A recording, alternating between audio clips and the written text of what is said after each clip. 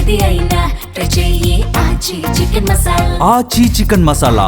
Hyderabad industrial lands transformation policy అమలుకు రంగం సిద్ధం చేసింది తెలంగాణ సర్కార్. దానికి విధి విధానాలు రిలీజ్ చేసింది. పారిశ్రామిక భూముల్ని మల్టీ యూజ్కు అనుమతించారు. హిల్ట్ పాలసీ విధి విధానాలను ఆన్లైన్లో విడుదల చేసింది తెలంగాణ ప్రభుత్వం. ఓఆర్ఆర్ పరిధిలో 9,292 ఎకరాల పరిశ్రమల భూముల మార్పిడికి గ్రీన్ సిగ్నల్ ఇచ్చింది. పాత ఇండస్ట్రియల్ ల్యాండ్స్ కు మల్టీ యూజ్ జోన్ హోదా కల్పించారు.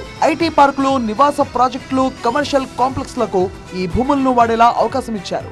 ఆసుపత్రులు, విద్యా సంస్థల ఏర్పాటుకు కూడా హిల్ట్ పాలసీతో వెసులుబాటు కల్పించారు. పరిశ్రమల యజమానులతో ఇప్పటికే మంత్రి శ్రీధర్ బాబు కీలక సమావేశం నిర్వహించారు. పాలసీ అమలుపై పరిశ్రమల యజమానులతో పాటు ప్రజల అభిప్రాయ సేకరణ చేయబోతోంది ప్రభుత్వం. హిల్ట్ పాలసీపై సలహాలు, సూచనలకు టోల్ ఫ్రీ నెంబర్ ని ఏర్పాటు చేశారు. ఔటర్ రింగ్ రోడ్ లోపల ఉన్న పరిశ్రమలను నగరం బయటకు తరలించి ఆ భూములను సాధారణ వినియోగాన్ని మార్చుకునే అవకాశం కల్పించడమే హిల్ట్ పాలసీ ఉద్దేశం. గత 50 ఏళ్లలో హైదరాబాద్ నగరం ఊహించని వేగంగా విస్తరించింది.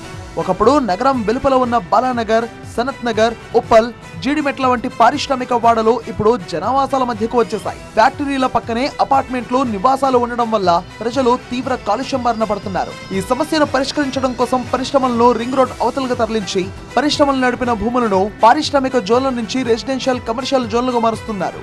హిల్ట్ పాలసీ కింద ఇండస్ట్రియల్ భూములను నివాస ప్రాంతాలు, ఐటీ పార్కులుగా కూడా మార్చనున్నారు. భూముల బదలాయింపులకు బదులుగా పరిశ్రమల యజమానులకు ఓఆర్ఆర్ వెలుపల భూములు కేటాయించనున్నారు. హిల్ట్ పాలసీ ప్రకటించగానే కోట్ల రూపాయల కుంభకోణం అంటూ బీఆర్ఎస్, బీజేపీ విమర్శలు చేశాయి.